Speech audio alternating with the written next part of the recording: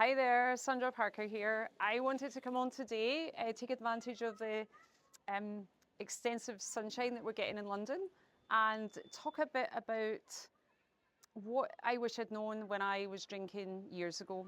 And this is prompted by a conversation I had earlier today where we were talking about how much somebody wanted to be in control of alcohol. And one of the things I ask potential clients is on a scale of 1 to 10, if 10's the highest, how big a priority is it for you to get in control of alcohol? And the answers are quite interesting because you can often see people wrestling in their mind and they're thinking, well, I really should be in control of it, but what about going on holiday? Or what about my birthday? Or what about when I sit down with my husband and I have a nice bottle of wine? Or my partner? Or whatever it is, right? And the thing that I like to explain to people is control means you're in control, right? I never ask anyone to sign up to a sober pledge, right? Because when I was drinking, if somebody said to me, okay, Sandra, I can get you to the point where you'll never binge drink again, you'll never make a fool of yourself again, you'll never have a problem again, I'd think, oh, that sounds good. And if they said, but this is it, alcohol's out, you have to avoid it at all costs, you're an alcoholic, that would have scared the life out of me and I would have run very fast in the other direction.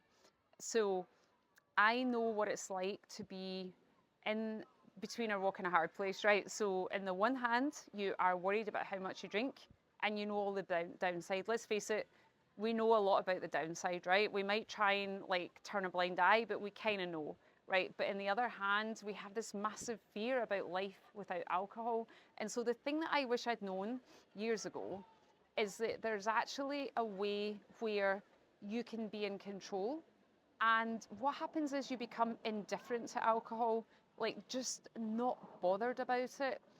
Like when I'm in a party, when there's people, a lot of people drinking, I don't look round and think, oh my goodness, I wish I was having a drink. Like I really don't. What I think is, I'm so lucky that I've done this work because who knows what I would have been like. It's been 7 years, and I dread to think what another 7 years of hangovers and binge drinking and being embarrassed and making a fool of myself. I absolutely hate to think what that would have been like. So, I would just, if you're watching this video and you're maybe where I was a few years ago, where you know you're drinking too much and you know there's lots of negative impacts, but you're really scared about life without alcohol or someone telling you you're not allowed to drink, I just want to let you know there's really good news, right? You don't have to go down the AA route. There's nothing wrong with you. You're not flawed. You don't have a faulty gene. You're not broken.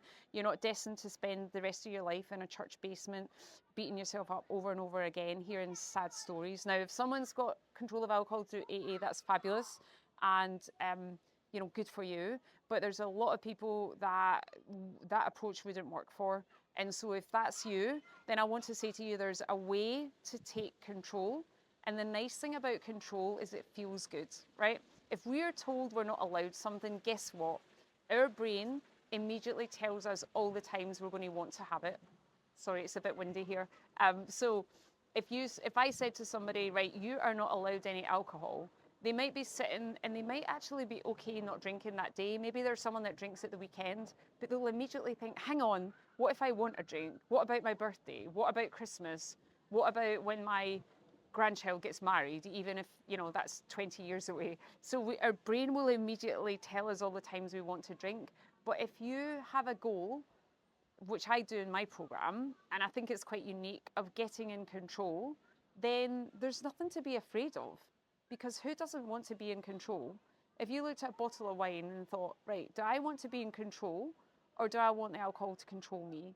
I think most of us want to be in control.